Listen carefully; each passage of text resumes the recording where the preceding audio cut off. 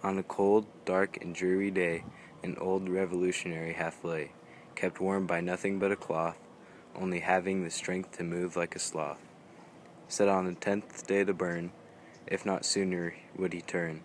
The nation's prisons housed him for heresy, but not a challenge was made to God from he. This man was not a pleasant man, though he hath once slain a man with a garden hoe. This man wanted nothing more than to be back in his lover's woe. To this man's oppression was a prison guard with a justice obsession. This guard, James, was two different men, the one of the prisons and the one of no sin. Due to recent executions and no current revolutions, these two men stayed alone in the dark, humid prison. What the guard did not know was the trick the prisoner was planning would soon show. The prisoner had once been a locksmith, and he soon created his own key with no hitch. Just wait till the guard was tired and weary, and he would return to his wife freely. But the prisoner hath made one mistake. Soon the guard and prisoner had conversation to partake. Both told of each other's families, and the guard had even given the prisoner some charity. Soon the wall the guard had laid for family and work to separate was slowly vanishing as trust was gaining. Soon the wall the guard had laid for family and work to separate was slowly vanishing as trust was gaining. But haven't many legends told that trust can soon unfold, that it can lead to one's demise or lead to a friend's surprise? The fifth day rose with haste. The prisoner had little time to waste. He had the key already, but he knew his prosecution was heavy. He couldn't stall much longer, if only the guard would wander.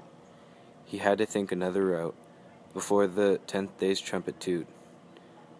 The 6th day came slower, and as the moon came lower, the prisoner knew he had to take risk, but as soon as the key was uncovered, over the cell the guard was hovered. The guard was torn between two, a man he now trusted or the job in which he had grew. Although he made promise of justice, he would act like the key he had missed. The prisoner had to keep a promise to obey, but his lover had already had to wait. Because of this guard's mistake, he was soon about to meet his fate. Lying in the far corner of the room was this guard's destiny's loom. Desperate was his prisoner, he'd betray his own mother.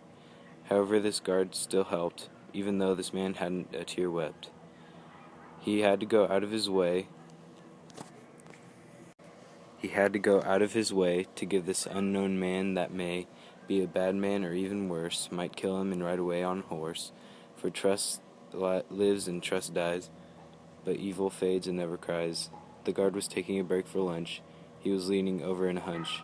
While this guard was distracted, the prisoner from under his bed contracted the key to which he would escape and seal him and his lover's fate.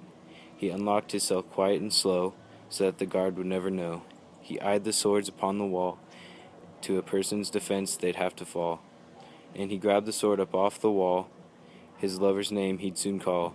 And while the guard was hunched over, he held the sword over his head for his lover. He stabbed the guard with such force, the guard doubled over and went on course to the ground where he would lay, for months, days, years to decay. The guard had finished his work, his final hours were starting to lurk. He trusted the man that had killed him, and now his eyes were growing dim. Having no life left, he started to fade, and on the ground he was laid. Did the prisoner really love him, or was he using for his freedom? How does trust work if given to a criminal? The criminal should always have minimal. It was the guard's mistake. The criminal had his soul to take. Why give a criminal anything if he hasn't appreciated everything? A criminal deserves punishment, even if he seems kind and well-meant.